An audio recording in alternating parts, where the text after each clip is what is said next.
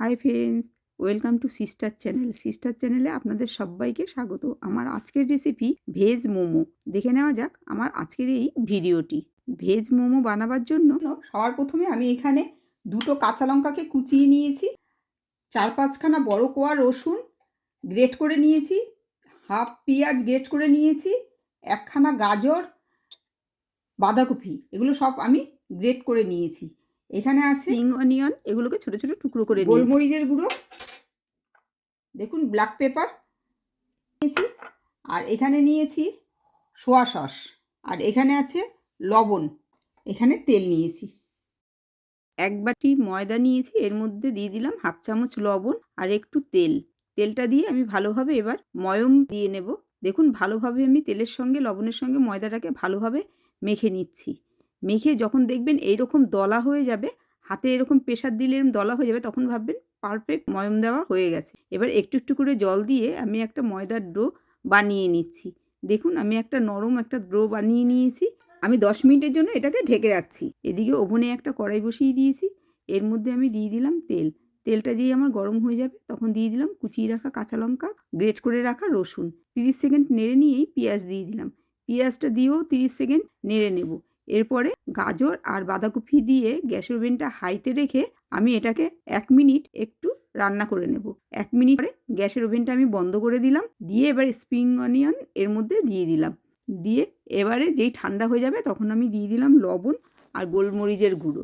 দিয়ে দিচ্ছি 1 চামচ সোয়া সস। দিয়ে একটু ভালোভাবে নেড়ে নিয়ে একটা প্লেটের মধ্যে আমি এগুলোকে তুলে নিলাম। এবারে ময়দাটা আমি ঠিক দেখুন এইরকম ছোট্ট ছোট্ট গোলা করে নিয়েছি।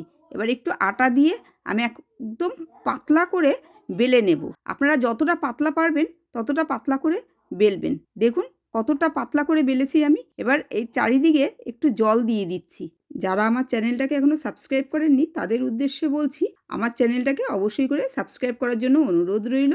বেল আইকনটা ক্লিক করে দেবেন, যখনই আমি নতুন কোনো ভিডিও পাঠাবো সবার আগে আপনাদের কাছে পৌঁছে যাবে। আপনারা কিন্তু লাইক আর শেয়ার করতে ভুলবেন না।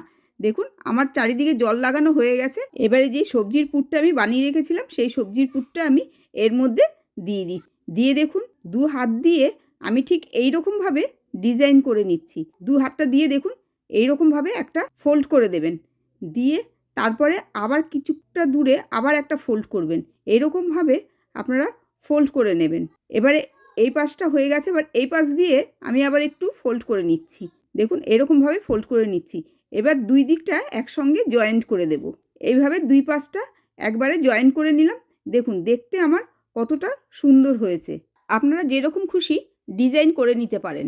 এবার আমি আরেকটা বানিয়ে আপনাদের দেখাবো। দেখুন আমার এটা কত সুন্দর হয়েছে। আমি আরেকটা বানিয়ে আপনাদের দেখাচ্ছি।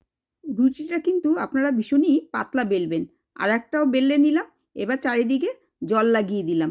দিয়ে এবারে সবজির পুরটা দিয়ে দিলাম। দিয়ে আবারও দেখুন এইরকমভাবে আরেক রকম ডিজাইন করছি। সাইডগুলো আবার এইরকমভাবে মুড়ে নিলাম। মুড়ে নিয়ে আবার এই দিকটা সব একসঙ্গে জয়েন্ট করে দিলাম। দেখুন একটা বটুয়ার মতন হয়ে গেল। আবারও আরেকটা ডিজাইন করে আমি আপনাদের দেখাচ্ছি। দেখুন আমি এখানে অনেক রকম ডিজাইন করে দেখালাম। আপনারা আপনাদের খুশি মতন ডিজাইন করবেন। এবার দেখুন এইভাবে ভাঁজ করে নিয়ে আমি ঠিক ঘুরিয়ে দিলাম। ঘুরিয়ে এই মুখের মধ্যে একটু জলটা দিয়ে দিলাম শেষ মাথায়। আবার এদিকটায় দিয়ে দুটো একসঙ্গে জয়েন করে দিলাম। এইরকমভাবে আমি সবগুলোকে করে নিচ্ছি। আমার দেখুন সবগুলো বানানো হয়ে গেছে। আজকে ধোসার প্লেটের মধ্যে আমি এটা বানাবো। এর মধ্যে একটু তেল দিয়ে ব্রাশ করে নিলাম। এবার একটা একটা করে মোমো সব আমি এর মধ্যে সাজিয়ে দিচ্ছি। আগেই আমি ওভেনে জল বসিয়ে দিয়েছিলাম। এবারে স্ট্যান্ডগুলো সব এক এক করে এর মধ্যে ঢুকিয়ে দিচ্ছি। দিয়ে এবারে জলটা আমার ফুটে গেছে, তার মধ্যে আমি এটাকে স্ট্যান্ডটাকে বসিয়ে দিচ্ছি। বসিয়ে ঢাকা দিয়ে 20 থেকে 25 মিনিট আমি এটা হতে দেব। গ্যাসের ওভেনটা কিন্তু একদম লোতে রেখেছি। আপনাদের কাছে যদি এইরকম ঝাঁঝরি থাকে ছড়ানো, তার উপরেও আপনারা তেল ব্রাশ করে মোমোগুলো দিয়ে দিতে পারবেন। দিয়ে ওপর দিয়ে একটা কিছু দিয়ে ঢেকে দেবেন। নিচে জল দেবেন, তার উপরে বাটিটা বসিয়ে তারপরে একটা ঢাকনা দিয়ে ঢেকে দেবেন, যাতে বাইরে এয়ারটা না বেরিয়ে যেতে পারে। এবার দেখুন এতক্ষণে আমার মোমোটা পুরো কমপ্লিট হয়ে গেছে। আমি নামিয়ে একটা প্লেটের মধ্যে সাজিয়ে নিলাম। পরিবেশনের জন্য আমার ভেজ মোমো একদম রেডি। ভালো লাগলে আমাকে কমেন্টে জানাতে কিন্তু ভুলবেন না। আপনারা সবাই ভালো থাকবেন, সুস্থ থাকবেন। নেক্সট রেসিপি নিয়ে আবার আপনাদের কাছে ফিরে আসছি। ধন্যবাদ।